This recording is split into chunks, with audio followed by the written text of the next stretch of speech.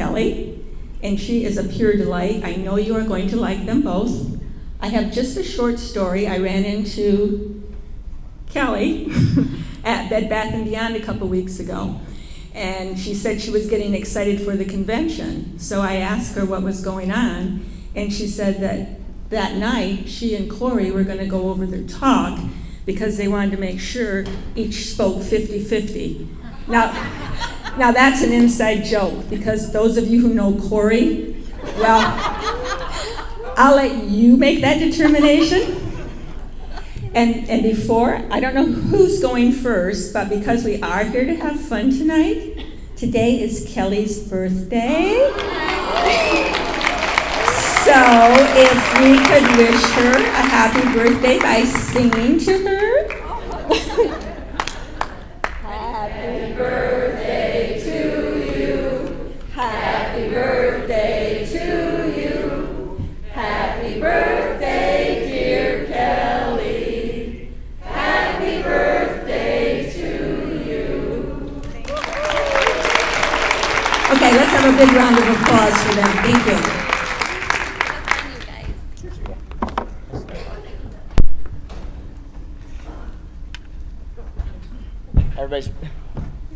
They're already wondering what the heck he's going to say now, right? I just think that this is fantastic, because if you're here with your spouse, you can argue which side of the box represents who. We already did. And then she already decided, so I'm just... I meant we already argued. And we're not going to do things traditionally. It sounds like you usually do a half an hour, but we're going to just fight over this, really, the whole time. Yeah, it's going to be great. Okay, so actually what I want to say really quickly is... congratulations to all of you, because I was thinking a lot about this, and our family, we are a big hockey family. Any hockey fans out there? All right, yes, go Wings. All right. Oh my Lord, who let her in? We're Red Wings fans, lady. No, so anyway, you don't have to put that on the recording. So in the hockey, we follow, our kids are hockey players. It's a big deal, and so they're in hockey, you learn very quickly, if you have a son or daughter who's really into this sport, you know, in order to go to the NHL, to get to that level, you have to be, so you can't just be the best at your house team. You got to keep moving. You got to be the best of the best of the best of the best. You go up and you go up in these ranks. And when you get to NHL, it's just people who have honed their craft. This is the very best of the best in the NHL, right? And I congratulate you, because when it comes to being crazy, you are now in the NHL of the world. You are look around you. You are among greatness. It is not easy to be as crazy as we Al-Anon people. I heard Father Tom, I heard him speak, and he said, you know, being crazy is not for everybody. You got to start early. You got to learn this like a ballet dancer or a professional athlete. You got to start young. And so it takes a lot of practice. So welcome, everybody. My name is Corey, and I'm an Al-Anon. And I'll let my wife introduce herself, because I'm working my program. Boom. Hi, I'm Kelly. I'm an alcoholic. Really thankful to be here. And actually, before we start, I have a set-aside prayer. It's a version of it. There's many of them that I would love to say quickly. Dear God, please set aside everything we think we know about ourselves, this program, this disease, these steps, and especially about you, God, so that we might have an open mind and a new experience with all these things. Please help us see and hear your truth. Amen. Thanks. Awesome. Okay, so what we thought would be interesting to do is we're going to talk about the train wreck that can happen. I don't want to call it even a train wreck, but two lives start, right? There are two people in this world, husband and wife, and what we thought would be really interesting is talk about how this disease affects, it's a two-sided coin, right? You have to have a set. You have to have an Al-Anon, you have to have an alcoholic. They go together. And our lives, from the day that we were very young until today, were on a crash course for one another. I needed her, and she needed me. And I believe when you talk about soulmates, in a sort of twisted way, there's a soulmate thing that happens for the Al-Anon and the alcoholic. And so what we thought would be fun is if we took our stories and we show how they sort of merge, come together, sort of blow up a little bit, and then what happens on the other side of that awesome kinetic experience, right? So I don't know if you want to start first or you want me to? Okay, so I'm going to start, I'm going to keep talking until she shuts me off. It's awesome. So I just want to say about my childhood, right, really quickly. My mother is the daughter of an alcoholic. And I didn't understand this. In fact, my grandmother was an Al-Anon before I did, and actually I don't know if she ever went to an Al-Anon meeting. I can remember at a very early age, my grandmother had this serenity prayer in a tapestry-looking thing hanging in her kitchen. Now, I don't know if my grandmother ever went to Al-Anon. I don't know, but I do know that my grandfather was an alcoholic, and my mom struggled with that. My mom doesn't like to talk about it to this day very much, and she's very fond of her dad, and she was always taught to love him. But that did have an impact in my family. We had no alcohol in our house, basically. It was kind of frowned upon. People who drank were not necessarily what we would think would be what we would do in our family. And it was basically a non-existent event. So I'll let you go with yours thing. Yeah. All right. I'll get to my adolescence. Totally different story over here. I grew up in alcohol was everywhere. It wasn't just an adult beverage; it was the adult beverage. My parents owned a bar, even when I was a baby, and not like it was some little hole in the wall and I lived upstairs or anything. Nothing. I mean, we had a nice little house, but they did own a bar, and there was just always drinking. We moved to the lake, even had a nice little house on the lake. It was a fixer-upper, but that again, and then we became lake people, you know.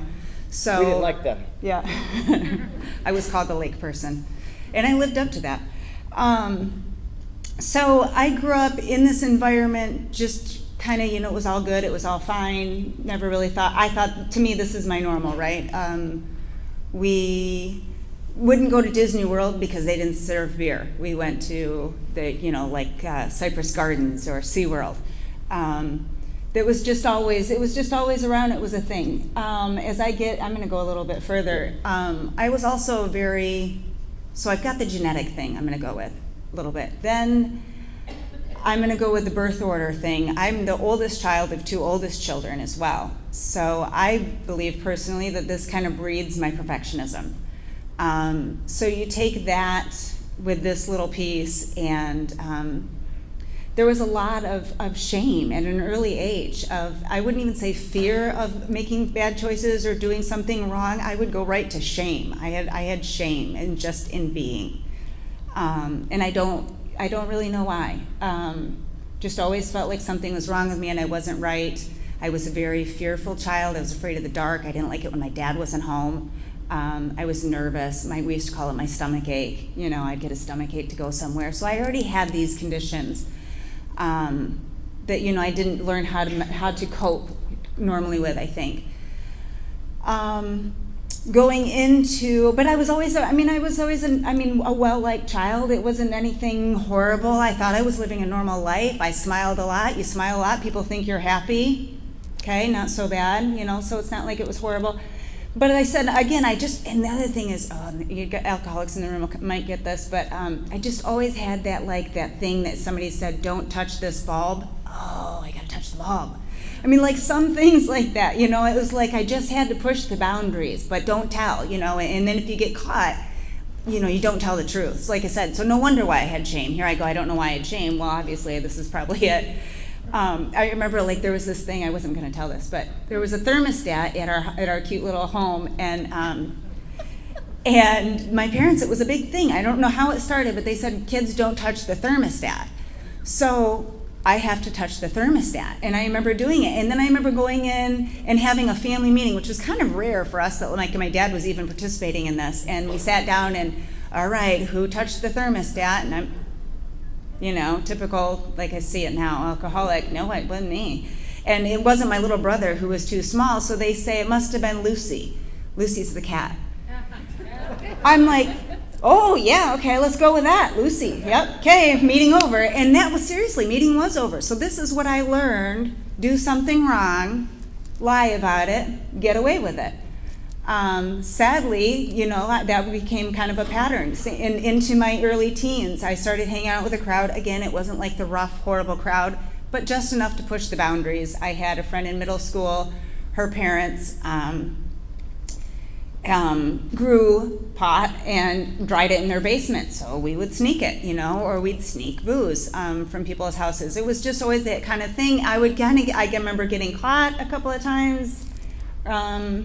You know, early in my teenage years, and same thing, it was kind of like, yeah, I wasn't really grounded, not a lot of repercussion. skate through life like that. Up to high school, I end up with a boyfriend that was very controlling, jealous, angry, and already, I think, an alcohol abuser at the age of like 14. So of course, that's my guy. He's my guy too. Yeah. So yeah, sadly. But anyhow, and I bring this up because I feel like those adolescent years are so important. They so make you, they mold you, at that point. It's kind of a giver. It's like that make it or, are you going to make it or not? I don't know. You had some trauma in there. You had some trauma in there for me.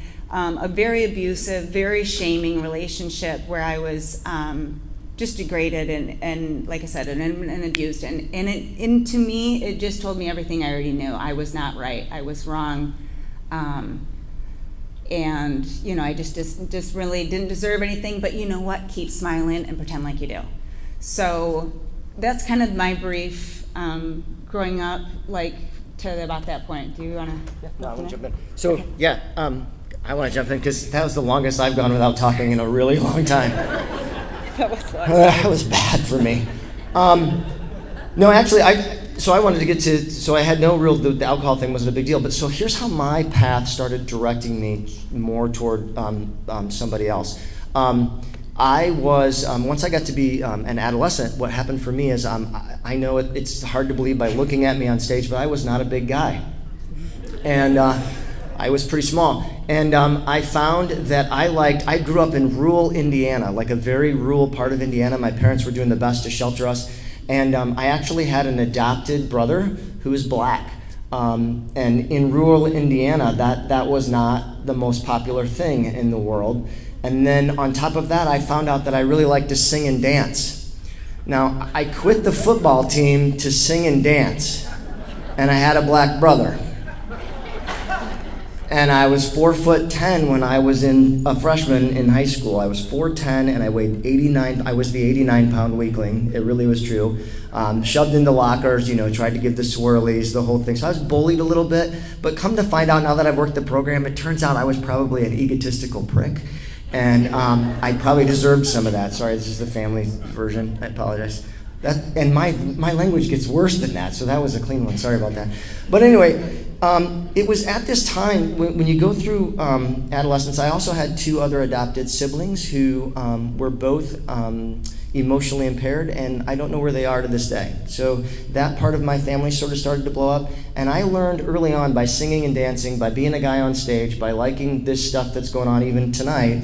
I found that the applause and who I was and what my identity was defined by what you thought it was. And I began searching for my soulmate in life at that teenage year, for the woman who was going to tell me who I was, who was going to make me feel better about who I am, because quite frankly, I was pretty insecure dude. So I don't know if we want to flip it back now and then keep going. Okay, so then I'm going to go right. Can I go to college? Okay. Can I go to college, please? Yeah, we can't afford it. We can't. No, she said we can't afford it. Neither can you. Believe me. Wait till we get there. So I'm developing this whole concept as my personality, right? And I love this. You start to see the train track heading, right? You see these two lives hitting. Well, it got to college, and what's important to me is, so we talk about spiritualness and spiritual awakening in this program. I had a very clear definition as a kid of what I thought God was and who he was and how it worked. And the way it worked was, just like on stage, if I performed, I got the applause. If I did the right things, everything was in my mind. Be a good guy, and then God rewards you, or whatever. There was a lot of rewards based. All my identity was all based on what you thought, what God thought. It was all performance based. So the louder the applause, the better. I get to college, and I am kind of pissed off. I'm getting angry about this lifestyle that I've chosen because I'm seeing it as a high school kid and going into college, and I'm going, wait a minute, everybody else is having fun. And I'm not drinking, and I'm not smoking, and I'm not having sex, and I'm not doing any of these things, and it's getting me nowhere. So I decide that my spiritual journey, I'm like, this God thing, this higher power, I'm really not into it. I'm done. And so I decide that I'm going to try to change my lifestyle. And I meet this girl, believe it or not, I meet this gorgeous girl. My roommate said, you got to come watch this girl in my ballet class. Because remember, I like to sing and dance, so I'm giving you a little more information than you need to know. But there's this gorgeous girl in ballet, and you got to come see her do her reverence. Reverence is when they do the bow at the end. And I saw the girl, and I'm like, yeah, she's all right. And there's another straight guy that happens to be in the dance area, in the theater. Because I went to Western Michigan to go to the dance theater. There happened to be one other straight guy. And he and I were talking. I'm like, you know what? That chick's hot. I'll tell you what, let's make a bet. 6-pack of beer, you and me. Whoever gets him to date her the first has to pay the other guy has to pay him a 6-pack of beer, right? I won. Not really. Got a lot more than I bargained. No, so it was Kelly. And here's what was really interesting about that whole thing that I love to talk about.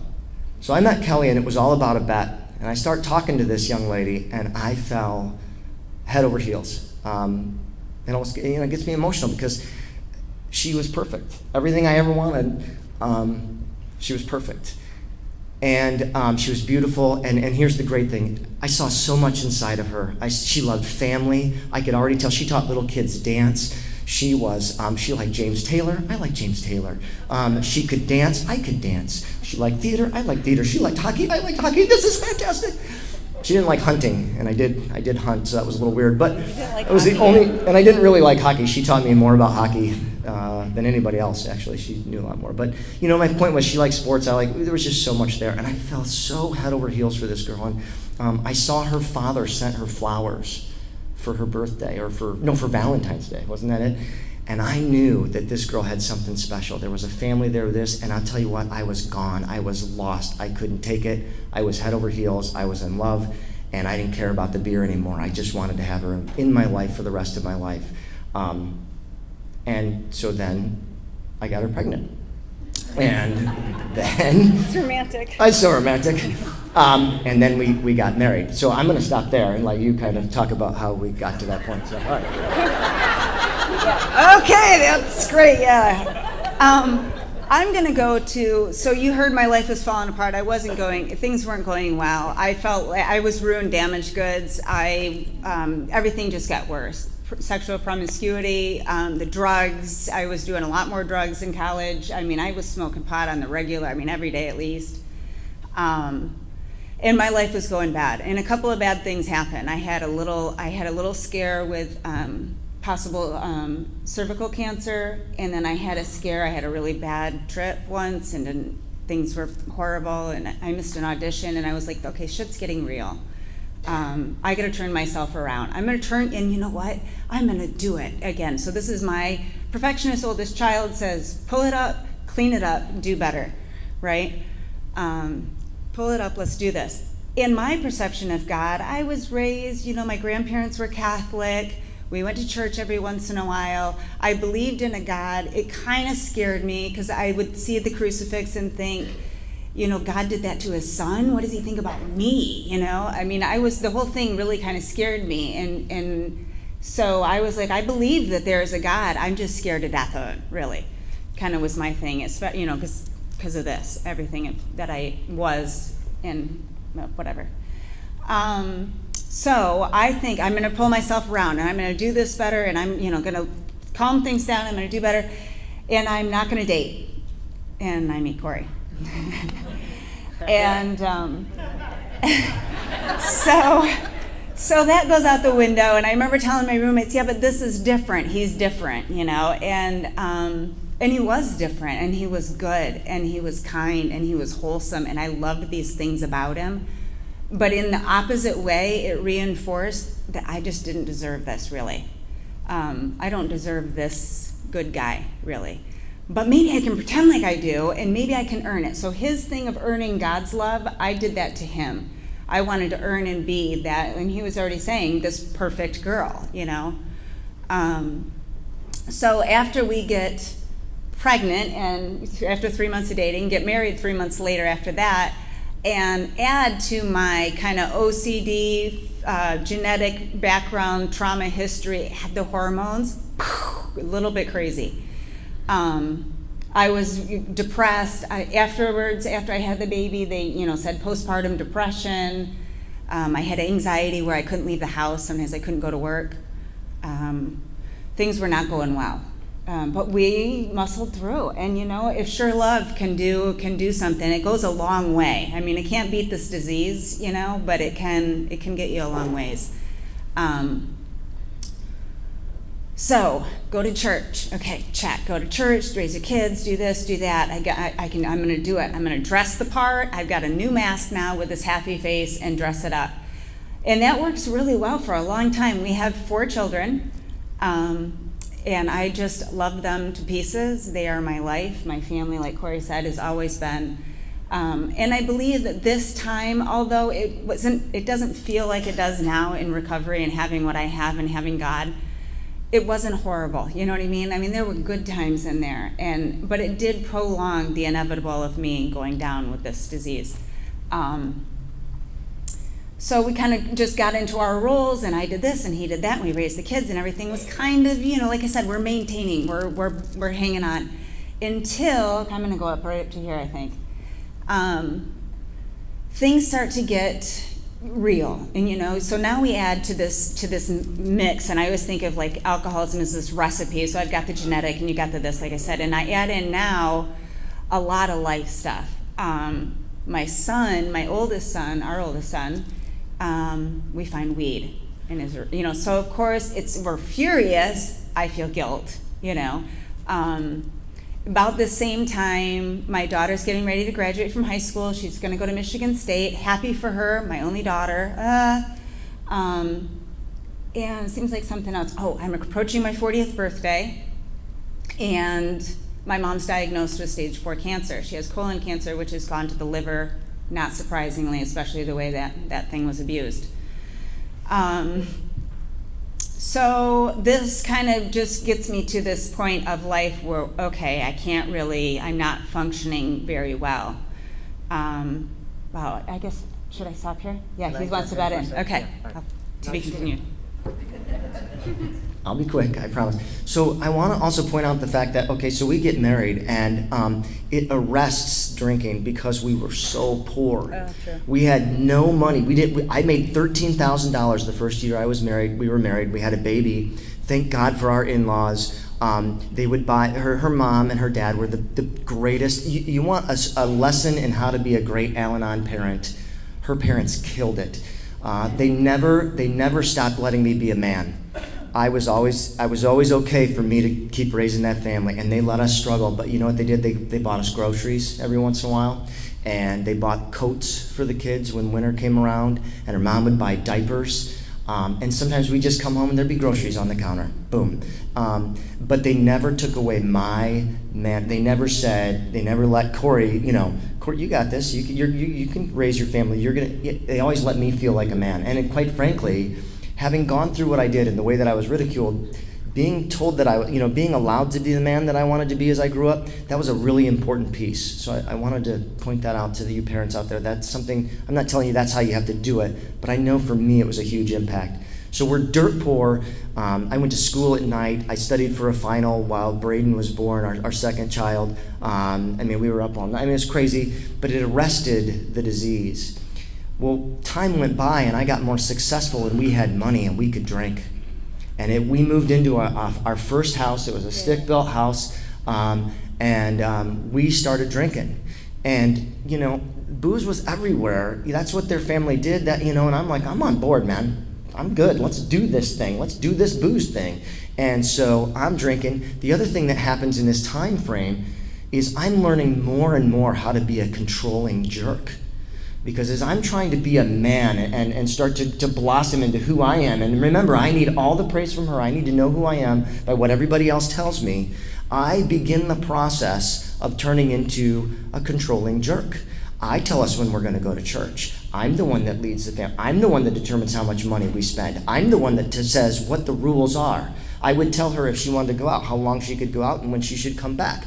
I became everything that most people would hate. But God, Kelly loved me enough to freaking put up with that, right? Now, I couldn't even have said the words that just came out of my mouth 2 years ago. I wouldn't even believe that I had any fault in this thing.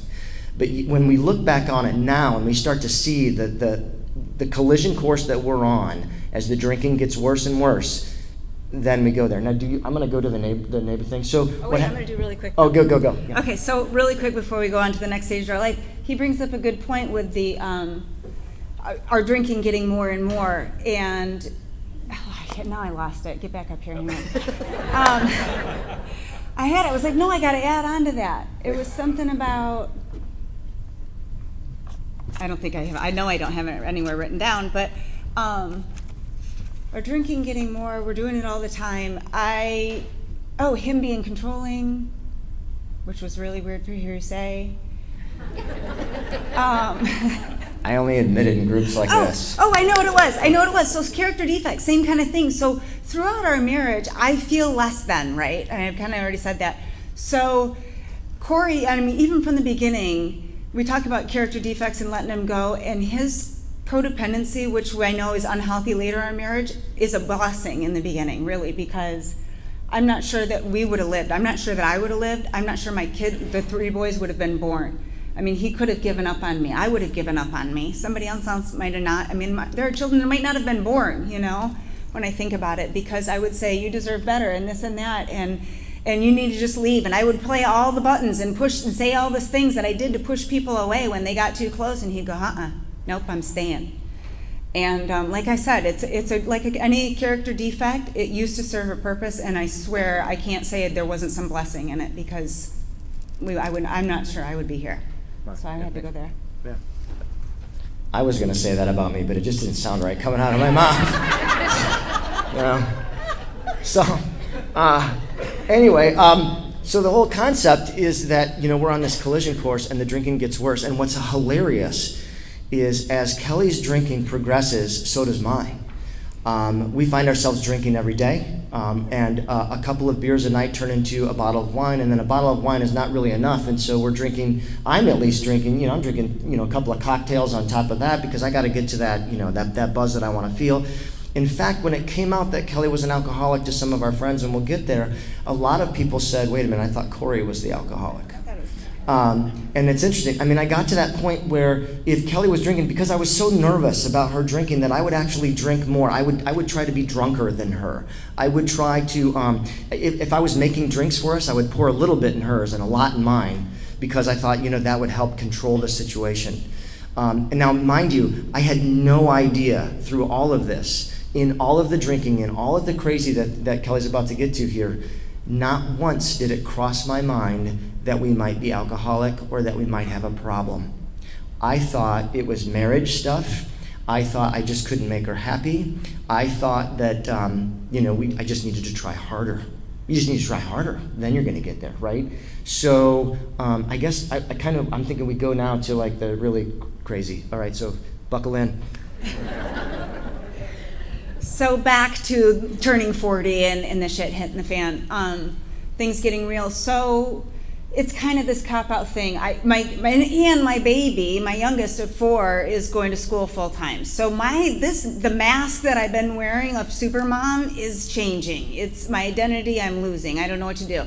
So I decided I'm going to, instead of being a dance teacher, I'm going to go into kind of physical fitness, maybe work on getting some certifications in that. And I go, of course, halfway into it, and then things are getting real. So I use that kind of as an excuse to just cop out, I think, looking back. My mom gets so sick that then I'm not working much, and I'm spending a lot of my time over there. She didn't want hospice. She wanted just me to take care of her, and it was a blessing, and it was a bittersweet time for sure. But I couldn't handle it. I mean, the love in my heart said, yeah, I need to do this, but I'm a little 12-year-old girl inside. I have not learned anything about growing up or coping with things. So it was almost impossible. It was impossible for me. As I remember some days, like Corey said, my drinking's getting worse. We're daily drinkers and huge weekend bingers, and it's gotten to the point now where my mom's taking her cancer meds, and I'm, chugging whatever's in her liquor cabinet just to get through the day, to sober up, kind of, to pick up the kids, make dinner, and then get, drink again to get through and the night and do it again the next day. Also, in hindsight, I realized my mom, and she had so much shame over her disease. The colon cancer, she felt like she could have been prevented. I don't know why I'm getting into this. The liver, everything, just the shame of knowing that you didn't take care of yourself. And I see that now, and that's why she didn't want anyone else around. You know, she just wanted me to be there for her. But we get through the week of the funeral. I mean, I just think of this as huge because I remember I just couldn't. I took Xanax to get there. I drank a pint of vodka, I think, for my mom's funeral. And then just go through that year. And Corey's, trying the same thing. He's doing well, let's go on a cruise. Let's our family go to, like the month after. He wants to help and make things better. Okay, I'm going to try and make things better, but I'm just not getting my poop together. I can't get over, I haven't really grieved, obviously. You can't do that when you're drinking vodka and taking Xanax. And, everything's happening. And I felt like this perfectionist in me that had to have everything just so, it was crumbling. It was crumbling, and I didn't know how to do it. So instead of fall back or lower, I just couldn't do it. I just was like, I just need to drink more, probably. Like that was gonna, use the problem that was in my life to be what I thought was gonna be my solution. And it did get to the point where we're here.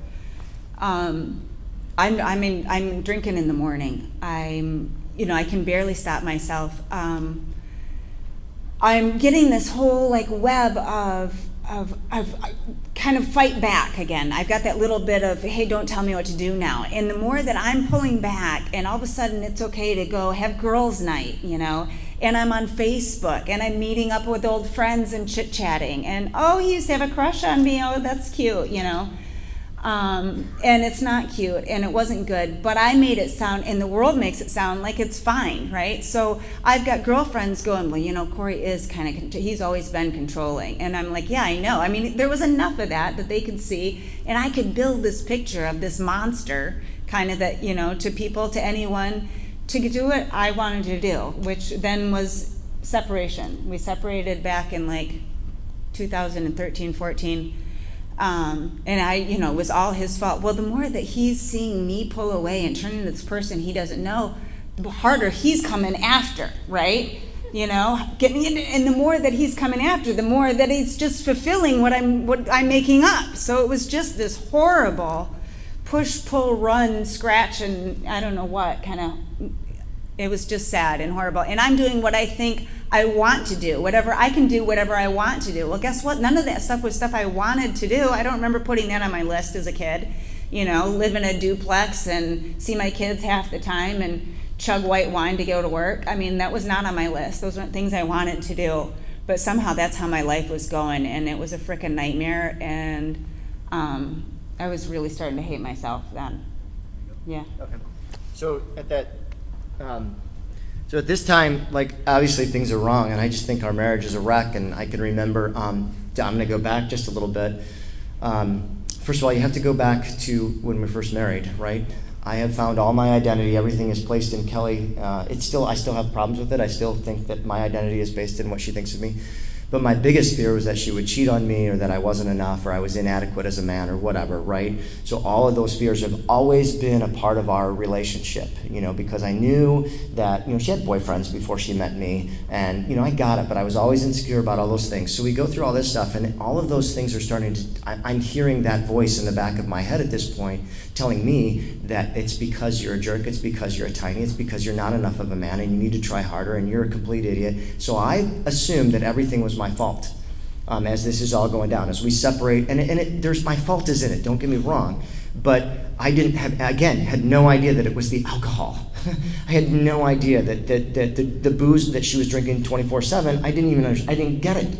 I moved at one night, I left the house, went to an apartment, or not a hotel, the Staybridge down there on Stadium. I went there for a night, and I came back, and she's worried that I'm leaving because it's still this weird, completely dysfunctional push and pull. You know how it is, just stupid, crazy nuts, right? And I come back, and she's like, I gotta tell you, I'm an alcoholic, I think. And I'm like, you're not. And she's like, look, and she pulls a bottle of wine out of the closet. And I go, you're not an alcoholic, put it on the counter like the rest of us and just drink it. What is the problem? That is a true story. I had no idea. I'm like, you're not, now, what? And I'm like, I'm not going to blame this on alcohol because then we're going to have to stop drinking, and that's a bunch of horse pucky. We're moving on, man. Let's just figure this out. We get separated over that summer, and I'm a wreck. I fall completely apart. I have no idea what's really going on. I just think there's a midlife crisis. I'm still drinking. In fact, I went to the doctor under the advice, I love advice of some really well-meaning friends, and I got my own prescription of Zoloft and, of course, the number one painkiller, Xanax, because that makes everything better. You just need a Xanax to go along with it. By the way, none of that helped, and we're separated. And do you mind if I go ahead and cruise into that Christmas? Is that okay if I tell it from my perspective? Okay. So it gets worse and worse, and finally she comes back, calls me crying in August, and comes back home, and I'm in celebration. It worked. I read every marriage counseling book I could get my hands on. I had done all the work. I had become a softer, gentler me. The children were talking about how Dad was so much better and he wasn't so grouchy. The joke, by the way, used to be everything's funny and then your head's in the wall about Dad. And I didn't shove their head in the wall, but my vocal rage, I'd be like, and I would just, let them have it. Because again, I'm suffering from the disease. You see how the disease is hitting both sides of us? We're both falling apart. So we get to, she comes back home, and I still don't get it. She goes to AA, and I still don't get it. In fact, I try to talk her into drinking with me because I just want to, get back together. I want to be intimate. I know that's how we, connected one another, by drinking together.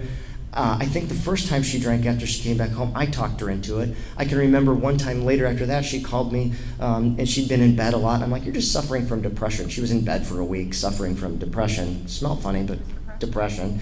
And she called me and said, hey, if you bring me home a bottle of wine, I'll know you love me. Or she said, if you love me, you'll bring home a bottle of wine. And of course, what did I do? I brought home a bottle of wine. Maybe we'll get lucky. I don't know. Just stupid thoughts, right? We go right up into that winter. And this is where it gets pretty crazy, because it's a mess, and we're both absolutely a wreck. But she's home, and I'm hoping that we're figuring it out. We go into that fall, and December 19th, I get a text from Kelly after another couple weeks or a week-long binge or whatever, and I'll let you tell it. I don't know exactly. I can't put the whole calendar together. It's 2 days after my birthday, and it's December 19th, and she texts me, you guys are going to be a lot better off without me, after being depressed and everything. And I called somebody in my family who knows a lot about alcoholism. I'm like, do you think this is serious? And he said, you bet it is. You get your ass over there right now. So I ran home. I'd been doing Christmas shopping because Kelly wasn't feeling well, and I decided that if I did all the Christmas shopping and made Christmas look right, then everything would be happy. I was doing that whole Al-Anon thing. We're going to make it all better. I came home that day, and Cal was face down in the bed, and couldn't revive her.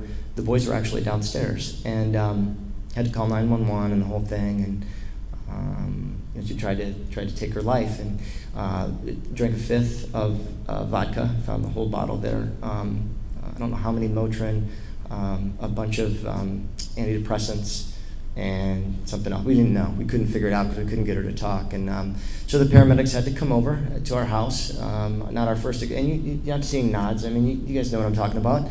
And they carried my wife down in a sheet right in front of the boys. And I thought that was my bottom, I thought, okay, we have fallen apart. And then as she went away, we sent her to the hospital, and then we were going to send her to Pine Rest. And the whole thing, because obviously this was bad, I found her phone. And everything that I had ever been afraid of was on that phone, the whole world. And, I'm even going to almost pause there, because it's at that moment when I thought that was my true bottom, and where Al-Anon needed to start for me. Now I need to back up a second. I had tried an Al-Anon meeting at the request of someone, because she said she was an alcoholic that one time or whatever, and I'm like, well, I'll try Al-Anon. I went to my first Al-Anon meeting, and I hated it. Absolutely hated it. I'm like, hi, I'm Joanne. Hi, Joanne. I'm like, are you kidding me? Are we in a movie? What is going on? This is so stupid. And I'm like, I am not that guy. My knee-jerk reaction in all of this, before December 19th and I hit this bottom, just before that, I'm thinking, you know what? Screw that. I am not a victim. I am not doing this. I'm not going to these stupid meetings, and I sure as hell am not going to talk about my defects, because I'm pretty sure I don't have them anymore. And, I'm like, that's where I'm going with all of this stuff, right? So I'm going down this path of all of that. And I decided that after that very first Al-Anon meeting, I'd never go back to that stupid meeting again, because I didn't want to hear people whining about their problems, because we could fix them if you would just do it my way. And then we get back to December 19th. So can I pause there and let you talk about that leading? So. I'm not going to go back and rehash really all that. He really sums it up well. I truly got to that point where I hated myself so much. I couldn't stop. I used to be able to stop for times when I was living in the duplex, and I would be able to stop to try and get my eyes not look so yellow, to whatever, and try and wean down so you don't got the shakes. Oh, I had the shakes, and so I could go little bits, but it got to that point I couldn't do it anymore, and I couldn't live with myself, because I knew I was not who I was supposed to be, who I was created to be. I didn't know who that was. And not only was I not that person, I had no hope of being anyone different. And when you have it's like living in the first step and never getting to the second. What a horrible thing. I'm powerless and my life is unmanageable, and you don't know of anyone who can or will. You can't live like that, and that's how I think. And what's sad is that growing up, everything that I ever judged about anybody else basically did or happened to us, which was a great karma way of teaching me compassion. Like I would have thought before, I thought somebody who committed suicide or attempted suicide was the most selfish human being in the world. How could they do that to people that they love and leave those people like that? Now I know that somebody who does that is so sick, and it's so sad, and they are so broken, and they are so full of darkness. And that's how I was. I just got filled with darkness. And like Corey said that second time when I said bring home the wine or whatever, and there were bits and pieces, it took, and that progressive disease, in a week, I was boom, and it was bad. And so I go to Pine Rest. I realize I'm losing everything. I'm my husband and everything, and I've just got to get out of this, and I can go home and fix it. I got to get out of Pine Rest. So I lie to everybody. I lie to the therapist and everything there. I try and manipulate everyone and get home. Okay, but I'm really going to do it this time. Okay, and now I kind of get enough for the program to know, add God. Okay, pray. Add God to my list of things to do to get better. Get your shit together, Kelly. Get your husband back. Get the kids back. Make life. I had some right intentions, but I was not. I try. It's not about how much you try, right? It's about how much you let go. And I still had some fight in me, you'd think. And like Corey said, I wish that December 19th was our low and that was our bottom, but it wasn't, because I still had some fight left in me. It's like when you get knocked down. I heard somebody say this in a speaker meeting once. You get knocked down so many times by your brother or sister, say uncle, say uncle. You say uncle, and then you get up and throw some dirt or something at him. You just got that little fight left in you. That's how I felt with alcoholism at this point, I think. I still had some try left in me. So about here, he's, I'm living with my dad now in the house where I took care of my mom. So I'm sleeping in her old room. It's just all kind of a nightmare, but I'm adding God to the mix. I'm doing this, and people are seeing a difference. Some of it's working. When you plant a seed, you just do the best you can, and I'm doing it, but I never empty the junk. I don't get rid of it. You can't still just polish the outside. And as much as I was trying to get more real, I still couldn't do it. I still didn't have it. So it took another couple of drinks and one more big drunk to go. Finally, I'd been to enough AA meetings now to go. And this is the good part, because now we're getting to the hope and the spiritualness and everything. But I've been to enough meetings to think, I'm hearing in my voice, as I'm hiding, I'm thinking, okay, I can do this time, and I'm hiding little bits of liquor all around the house so that I can detox myself, and no one will know, and I won't get the sweat, so he won't know, and I won't get the shakes, and I can do this, and I'm hiding stuff, and all of a sudden I'm like, they tried to find an easier, softer way. I hear in my voice, and I'm like, oh, I'm trying to find, just all of these things. And I'm like, I'm crazy. I'm pretty crazy. I think this is crazy. Is this crazy that I'm pacing up and down my house hiding booze and then going to make sure that that's where I hid it because I'm so crazy I can't even remember? It was all day. This was all day. And so finally he comes home, and I realized, finally I do this, like, lay down the gauntlet of, okay, if I can't find that last little bottle of liquor, then I'm calling it. Then I am crazy and I'm done it. And I couldn't. And he came home, and I just gave him what I could find, and I said, I can't. I am losing it. I can't do it. Can I talk Yeah. for just a second? It's funny, we're smiling and laughing about this. It's crazy, right? It Right. shouldn't happen, but it is. But going up to the same thing, so we have December 19th. Yeah, I know, I'm in a hurry. December 19th, my bottom, I find the phone, my world is shattered, everything that I ever was afraid of, blah, blah, blah, right? So what did I do? That's when I really grabbed Al-Anon, right? And I did exactly what she did remember I said it's like a two-sided coin? I did exactly the same thing. I went to Al-Anon and went, okay, give me the steps, tell me what to do, I'm gonna fix this thing. And I'm gonna go right through this whole program, by God, I'm gonna get it. And I got every single book. I'm telling you what, I must have read 5 books in 4 days about alcoholism and what it does to the brain. I got a therapist, the best one I could find in Kalamazoo, that knew all about alcoholism and knew about what was going on. And by God, I was taking this bull by the horns. I was apologizing to people for the dumbest stuff so that I could clear off step 9, I'm like, oh, yeah, I'm sorry about that tip I didn't leave you at the grocery store. I'm pretty sure you're her. Okay, I'm gonna move over. I mean, it was just nuts. I'm like, I can do this. And it was so much all about my control and how I'm gonna do this. We get to this May 15 thing. And it's just, hysterical because I'm still doing the Al-Anon thing of, one time Kelly happened to be intoxicated in front of my daughter and my father-in-law, and they're like, Corey, she was drunk. And I'm like, she said she was tired. I'm pretty sure she was just tired. And they're like, oh my gosh, man, I can't believe my father-in-law did not shake me. I'm like, what, he must be thinking, what is wrong with you? And I'm like, I love her. That's what's wrong with me. She couldn't possibly do anything. Anyway, so we get to May 15th. She tells me all this stuff. And the way it works is this. I had found out some things about the phone. She had, after Pine Rest and everything, told me some things. I knew some of the truth. Kelly realized on May 15th and 16th that she was never going to get better until it was all out. That 4th, 5th step that you got to take as an AA person, and you as an Al-Anon, when we get to that 4th, 5th step, that fearless moral inventory and telling God and another human being, now in our relationship, and this is not for everybody, in our particular relationship, remember, we have grown up together. We've been together for 26 years. This August is our 26th anniversary. We have to follow that program with each other.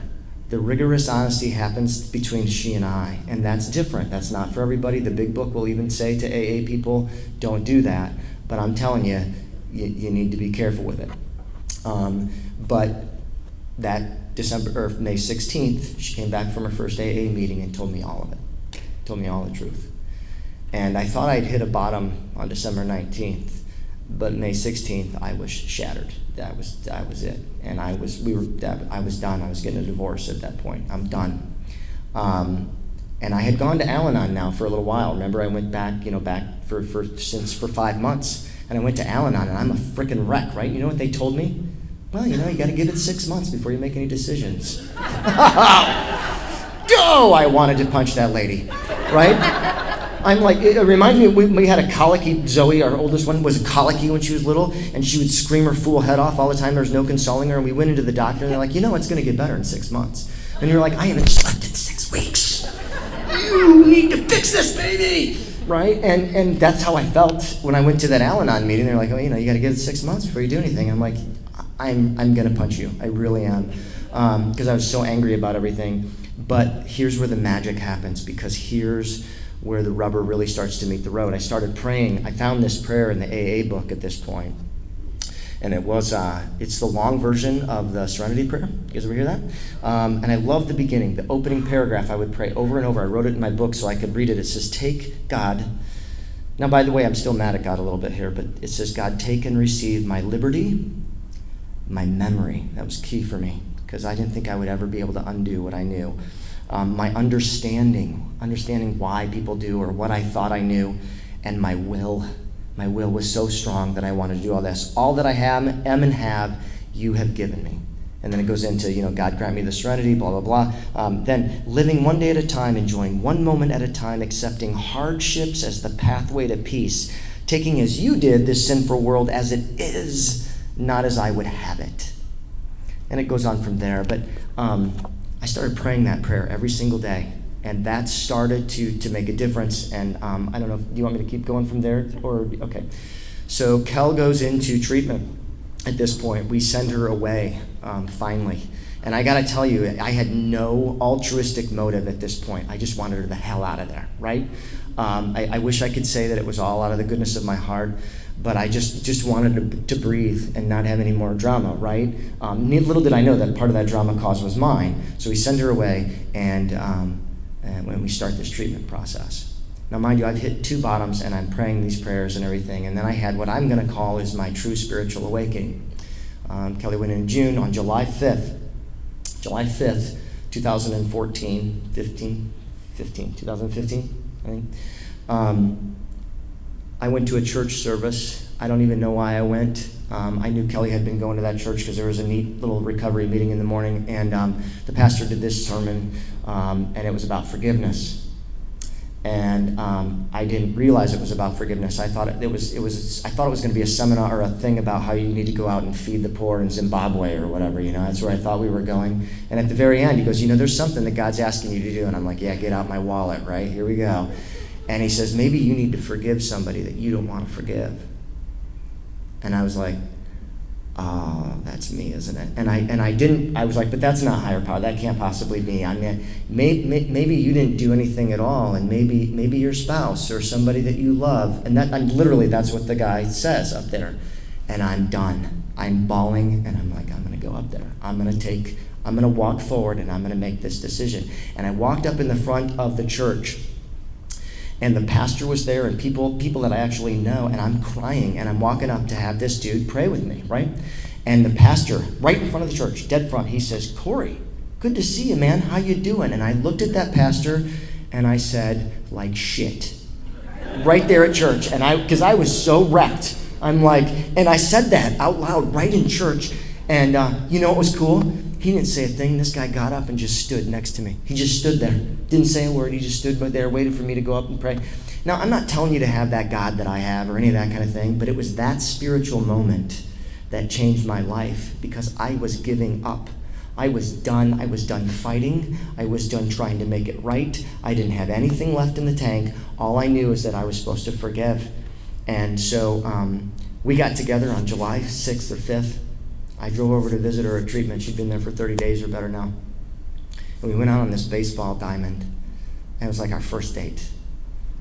And it was I love that day. Like July 5th is my new anniversary. Our real anniversary is August 2nd, but July 5th is our July 6th. The day after that sermon. Whatever it was. And we go and we get a blanket and we sit out in left field at this baseball diamond and we just talked. And we talk about recovery, and we start getting honest with one another about our fears, and we become vulnerable with one another. And I was like, oh my gosh, this might work. Okay, spiritual. All right, go. Because he got to do a spiritual moment. I got to get mine in too. So I go off to this, and same thing, I'm living with my dad. There's a week before I can get into treatment, right? And all I got to do is stay sober. That's it. But my dad's on me, he's watching me and things, and I'm watching what I've done to this man, what I've done to my children, what I'm doing to my father, who is aged 10 years in this week that I've been living with the poor guy. And I'm thinking, yeah, I just need to get out of here. Just lock me up, take away my phone, my keys, my money, just know that she's off somewhere and that these people can go on with their lives. So, but I also, when I left our house that morning, after the meeting he was talking about, I knew right then. Part of it was step one was happening. I knew I was leaving that house, that I was probably going to never have that marriage back. I wasn't sure how much I would get to see the children, the house, the plants, the pets, everything. I just went, I don't know who's going to take care of it all, but it sure as hell isn't going to be me because I am messing this up. So that was my moment, and like I said, and I went off to my dad's house, and now there was a really dark day in that week that I had that feeling of just not wanting to live. I'm not strong enough, and my dad's watching me like a hawk. But I just remember thinking, like, same thing, I'd been to enough meetings. I'd heard some, I think it's in the 12 and 12, there's a bit of bad in the best of us and a bit of good in the worst of us.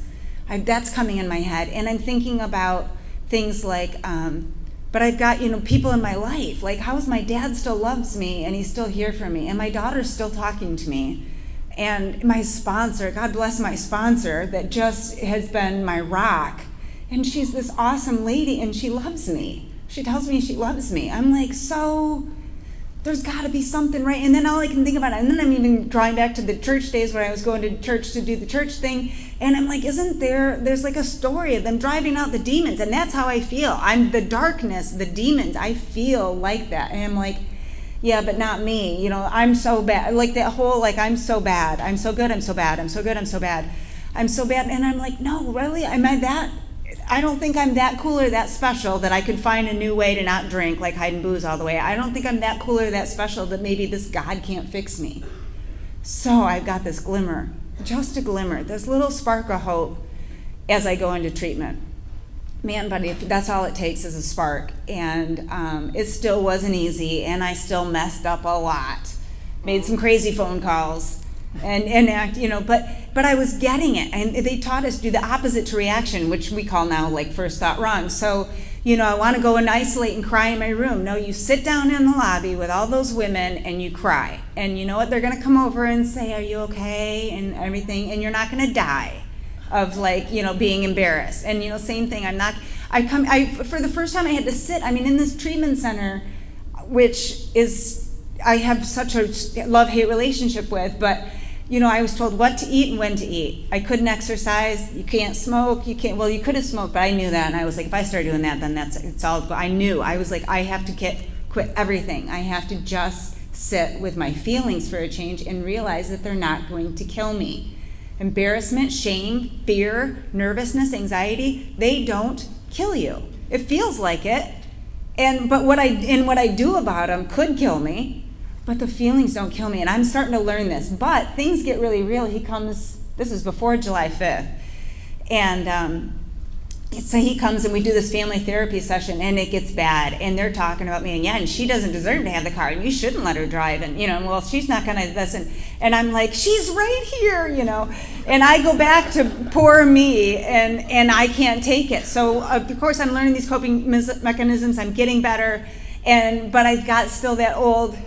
screw it, And I go back to my room and I cry and I skip my classes all day and I get to another low and I just wish that I could and then all of a sudden that's okay. I'm just going to bail. And I remember, I don't really want to get into all this, but I remember that they're in my treatment center, they had missed it, that there was a mirror in my belongings, in my cosmetics. And I remember thinking, like, okay, they do rounds every 6 minutes. And then I think, I can't do that to my roommates. What if my roommate has to walk in and see me? Okay, I'm not going to do that. Maybe I'll, and I'll just, I'll get out of here and I'll just move to Texas. And I don't know why Texas, but I was going to move to Texas. So I'm still a little crazy, obviously. And then in the next moment, and this is how I know it's God, because in the next moment I think, no, I'm not. I'm not going to try and do better this time. I'm going to get better this time. And I'm gonna let God do it, and it's not gonna kill me. And for the first time, I put my big girl panties on, and I thought, if I don't care, I'm not doing this to my children. And, I know my shot with my husband is probably up, but I'm not gonna let them think that I don't love them. I may be a drunk piece of shit that is crazy and can't get her stuff together, but they're gonna know that I love them. If I have to live in a cardboard box down the street. And if the only people I can help in this world are people down at the Al-Anon club, then that's more than I deserve. And I had this mission, and I'm filled. Again, does things get all rosy and perfect from there? Absolutely not, of course. But I finally have no mask on. I've come clean. I've got all this stuff out of me. And I have a reason to live that doesn't have that identity. It's just to live and to help people. And that was huge for me. Can we just stay here? I think it'll be fun now if we just start talking about what does life look like after, right? Is that okay? Do that now because you can just jump in. So what do we do? Things that I changed. First of all, because now our lives are different. Our lives are and by the way, my spiritual thing is not done yet. I'm still working with my sponsor. I was so angry at God, and I still, in fact, we had a moment together just the other day about God that I'd love to talk about in a second. But so what happened? First of all, we changed our playmates on our playground, and we did it together because we decided that our marriage and our family and our history together, we've been together for 20. And by we decided. He didn't decide, and I just pretended like I was on board. I mean, I actually wanted to do this, so that was cool. That's why I wanted her to stand up here. I knew.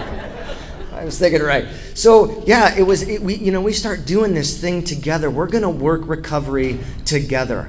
So we one of the things that we did, in fact, the July 5th, right after that, we decided that one of the things we wanted to do was pray together every night. We were going to pray the 10th step prayers together, and we were going to confess and talk about when was I resentful, when was I fearful, when was I honest or dishonest, when did I lie? That was a big one, and when was I selfish? And we were going to talk about that and pray together, and we made an altar at our house that we were going to pray to our higher powers, whatever they might be.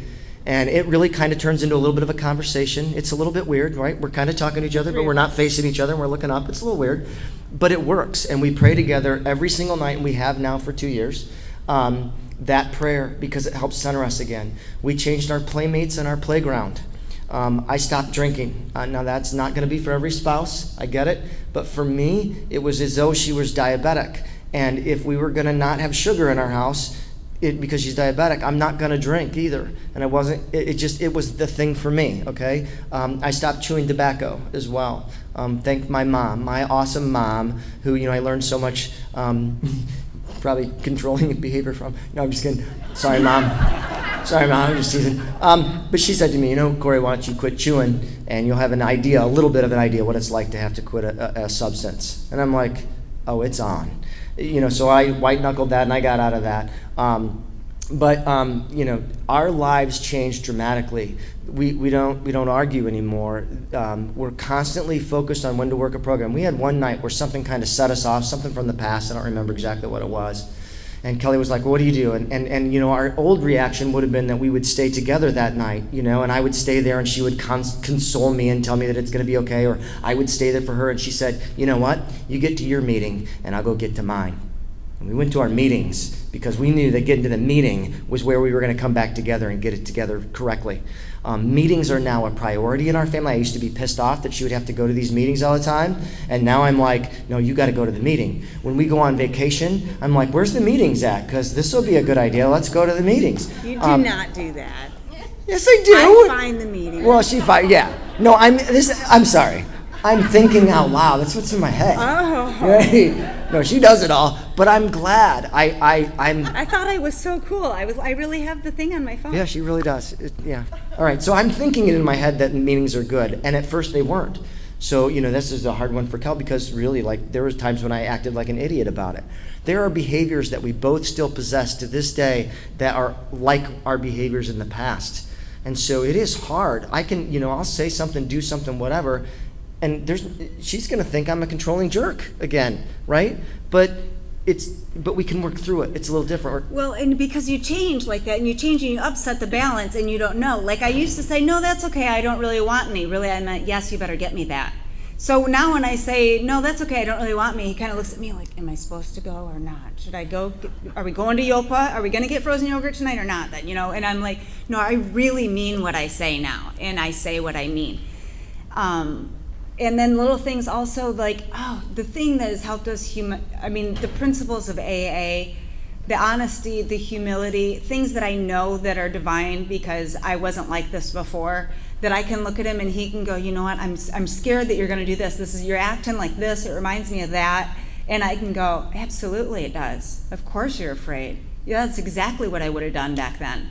And I can, and I'm saying that's not normal Kelly. That's God working in me because I'm able to say, and that's just the best thing I can do for him because, and again, my words still don't. It's only been 2 years. My words still don't mean as much as my actions, and I can't force anyone to believe in my recovery. My oldest son still doesn't talk to me, but I just keep doing what I'm doing. I'm going back to myself too much, but. I have to stay true to what I know and what's working for me, and my prayer time and my readings and my meditations and my meetings and sponsor time and working with others and helping other people in this program. And this practicing it, I just don't want to lose it. I want to do this forever. This is a long haul. This isn't anything to check off. It's this journey that I'm on and I'm digging. And like anything, it's you use it or you lose it, I think. That's like with diet and exercise. It's like that with a foreign language. I think recovery is no exception. You've got to be using it or you're going to lose it. And for me, staying, like I said, just immersed in recovery is huge. And together, and our family. I mean, my 12-year-old knows more about addiction than he should.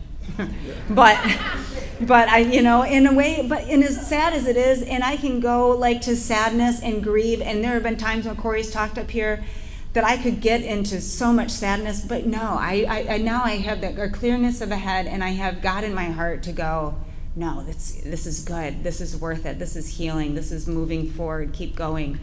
Him knowing these things, my 12-year-old that I'm talking about, he has compassion. He doesn't judge people the way that I did at that age. He wouldn't think that. He'd think, what a sad, sick person. And what a blessing is that for a 12-year-old to have. So that's kind of another thing that's changed in our... Yeah, I want to go back to the beginning of the story for a second. I like to go back to our college days sometimes and about that identity. When you start to find your identity and who you are and what your higher power thinks of you, and you start to realize that maybe your higher power isn't a big jerk who wants to get you, your life changes a little bit. And that's something I still work on. I am not always secure. Chuck, talks about vulnerability a lot in meetings, a buddy of mine, Chuck. And I think it's important. I'm the one, I have to go to Kelly and say, hey, I'm feeling scared. I'm scared. And that is not a fun thing to say as a man, right?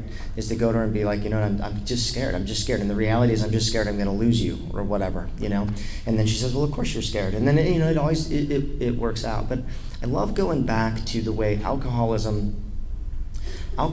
takes a person and like puts this stuff around the outside and changes them. And remember when I talked about that first time I met her and that woman who loved children and all the things that I thought I wanted in a spouse, and that I was looking for that identity, and I was looking for this self-confident, wonderful human being who loved children and loved family and all of that. That was all hidden in there, and it was so clouded for so many years.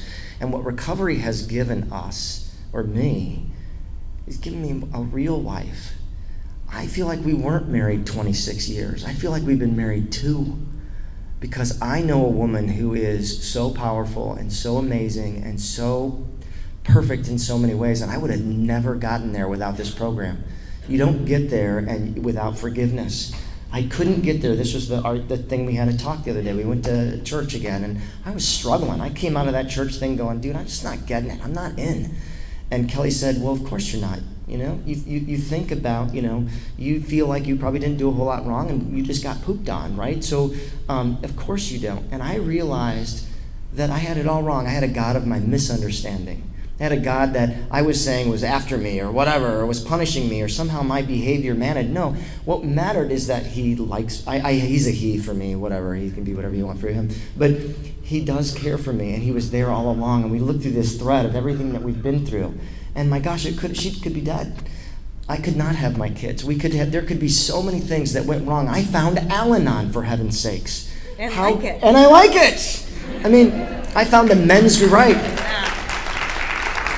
I stumbled into a men's group. Finally found a men's group. And remember, I went to that first time, I didn't like it. I went to real Al-Anon after that, I don't mean it real Al-Anon. I accepted Al-Anon for real after that, is what I mean by that. I went really myself. I actually let myself get involved. And guys like Rick and John and some of these guys that are in my Thursday, they saved my life because they helped me understand that I wasn't alone.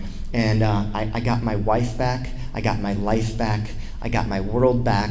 We got it better. And I got it better. Yeah, I'm getting close to closing. Do you want to add anything before we go? I don't think so, except for, like I said, I'm just so thankful not to have to wear the mask anymore, to just be and say, to have this connection to others. And this program to me is that I said in the beginning that love isn't, you can't cure it with love, but really it's all about love. The first 3 steps are all about this loving relationship with our higher power, right? Receiving his love and giving love and honor back. The next 3 steps are about finally loving myself by not harming, by getting rid of the bad stuff and planting some good stuff and actually loving myself. And then the last few steps, loving others, So I have this connection now where I feel more one with people than I ever have in my life. I don't remember ever having this before, where I didn't feel like an outcast. I feel like I can relate to every human being in some way, and even in nature, whatever it is that connects all of us. And that's absolutely the most freeing thing. The more I surrender, the freer I am. Crazy, I know, but it's true. So the point is and by the way, we immerse ourselves in this. I pray every morning. I do readings. You can get readings on your phone. You can go to Al-Anon it's not just the Al-Anon.org. It's I think it's one day at a time or something like that. You can go to Hazleton and get readings from stuff that's all conference approved. We do readings every single day, both of us. In the morning, we do meditations. We talk about those readings. We check in with each other. I know it sounds very codependent, but we're working recovery together. When I get scared or nervous, we talk about it. When she's upset or feeling shameful, whatever, we talk about it. So there's this whole thing. Now, is it all puppy dogs and rainbows? Absolutely not. It's not perfect, but it is the most magical thing that I've ever experienced. Like I said, we got our lives back. Now, I just want to close with a couple things. Today, the whole conference, this whole weekend is about celebrate you, right? Celebrate you in the zoo. And I want to close with this because it's not what you think. I remember early in the program, I'm like, yeah, celebrate me. I'm going to get good looking and find another chick. Bam. That's what I thought was celebrate me. It was all about celebrate, what the world thinks of me and how I'm going to look and what I'm going to do, whatever, right? It's not. Celebrate you, for me, as I think about our conference here, is all about us celebrating the fact that love is bigger, that there is hope, that the things that you're doing, you came to this meeting. You're with the freaking NHL of crazy today, right? You did what you need to do to get better for you. That's celebrating you. That's what this, when they talk about self-help, or what's that one that you say when you're like, no, I don't want to do self-care. Self-care. Self-care is not going to the gym necessarily. Self-care is not pampering. Is not pampering yourself. It's about doing what we're doing here. Good buddy that's here, I love his saying. He says, you're just another bozo on the bus, baby. You're just another bozo on the bus. And I love that saying, Larry, because that's what we are, right? And better than that, we're all just another animal in the zoo. So that's what we got. Thank you very much. Thank you.